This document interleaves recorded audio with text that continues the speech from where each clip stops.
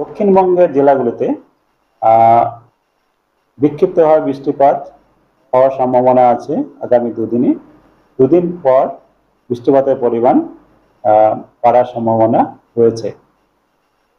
বিক্ষিপ্তভাবে আগামী 24 ঘন্টায় বজ্রবিদ্যুৎ সহ বৃষ্টিপাতের সম্ভাবনা মূলত রয়েছে Purulia, Jhargram, east west Bardhaman, east west Medinipur আর সাউথ 24 পরগনা, এইসব জেলাগুলোতে।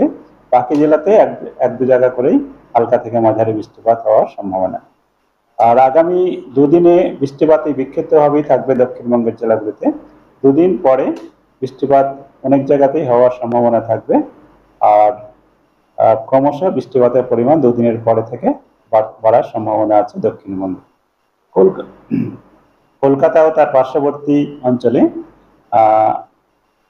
আজ সন্ধ্যা বা রাতের দিকে বজ্রবিদ্যুৎ সহ যে আমাদের বজ্রবিদ্যুতের যে মেঘ, সেই মেঘ সঞ্চার হতে পারে, কিন্তু বৃষ্টিপাতের সম্ভাবনা কম। কাল কলকাতাতেও কাল বা তার পরের থেকে বৃষ্টিপাত হওয়ার সম্ভাবনা আছে হালকা থেকে মাঝারি। আর তাপমাত্রা আজ 35-এর কাছাকাছি, কালকেও 34 থেকে 35-এর কাছাকাছি সর্বোচ্চ তাপমাত্রা থাকার সম্ভাবনা থাকবে।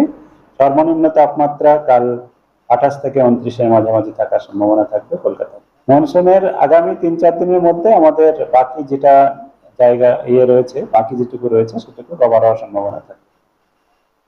দক্ষিণবঙ্গে, উত্তরবঙ্গে তো সর্বত্রই হয়ে গেছে। দক্ষিণবঙ্গের আমাদের পশ্চিমের জেলাগুলোতে যেগুলো বাকি রয়েছে সেগুলোতে আগামী 3-4 দিনের মধ্যেই হয়ে যাওয়ার সম্ভাবনা আছে। যেমন আমি বলছি, আগামী দুদিন পরে, আজ আর কালকের পরে বৃষ্টিপাত ক্রমশ বাড়বে। যেমন কালকেও যেটা বলেছিলাম, 2-3 দিনের মধ্যে বৃষ্টিপাতের পরিমাণ দক্ষিণবঙ্গে বাড়ার সম্ভাবনা থাকবে।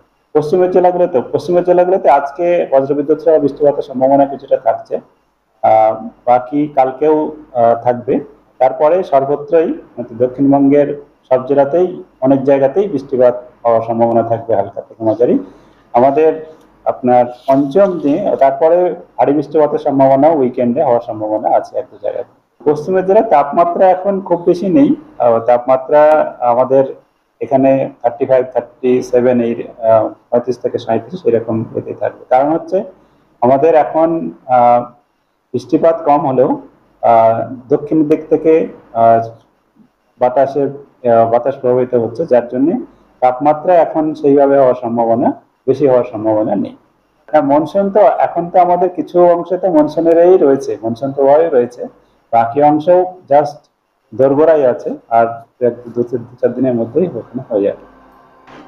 আমাদের উত্তরবঙ্গের মূলত 5টি জেলা, দার্জিলিং, জলপাইগুড়ি, কালিম্পং, কোচবিহার, আলিপুরদুয়ার, সর্বত্রই হালকা থেকে মাঝারি বৃষ্টিপাত হয়েছে। আর ভারী থেকে অতি ভারী, অত্যন্ত ভারী বৃষ্টিপাত হয়েছে। সর্বোচ্চ বৃষ্টিপাত হয়েছে হাসিমারাতে 218.6 মিলিমিটার, বারাবিশাতে 189.8 মিলিমিটার, জলপাইগুড়িতে 166.5 মিলিমিটার। এইভাবে ভারী থেকে অতি ভারী বৃষ্টিপাত উত্তরবঙ্গে হয়েছে। দক্ষিণবঙ্গে বৃষ্টিপাত কমই ছিল, কেবল এক দু জায়গা করে বৃষ্টিপাত হয়েছে। আর আমাদের এখন পূর্বাভাস যেটা আছে আগামী কয়েকদিনের আবহাওয়ার, সেটা হলো উত্তরবঙ্গে বৃষ্টিপাত আগামী আজ এবং কাল দুদিন ভারী থেকে অতি ভারী বৃষ্টিপাত, তারপরেও হালকা থেকে মাঝারি বৃষ্টিপাত সর্বত্রই হওয়ার সম্ভাবনা থাকছে।